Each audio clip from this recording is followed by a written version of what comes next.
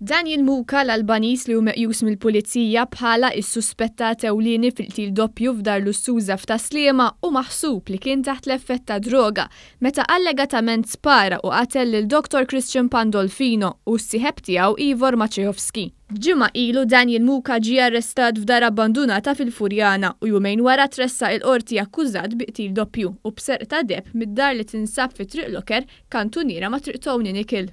Sorsi qalu lil One News li mhux esklus li Muka kien taħt l-effett ta' droga f'dawk il-jiem li seħħ il-qtil. 3 snin ilu Muka kien instab fil-pussess ta' droga. Finqas minn ġimagħtej wara li seħħ il-qtil, il-pulizija rnexxielha ssolvi qtil doppju f'Taslima.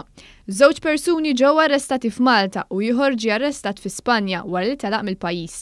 Mill-arrest ta' Daniel Muka f'dar abbandunata meqjusa bħala bejta tal-kriminali, il-pulizija rnexxielha tasal għal Viktor Drakomanski minn Maċedonja ta' fuq.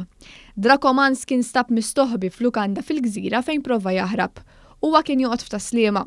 Dan tressa l-qorti u affaċċja l-istess akkużi ta' Muka. Imbagħad il-ħadd wara nofsinhar ġie arrestat fi Spanja Daniż Jesper Christiansen.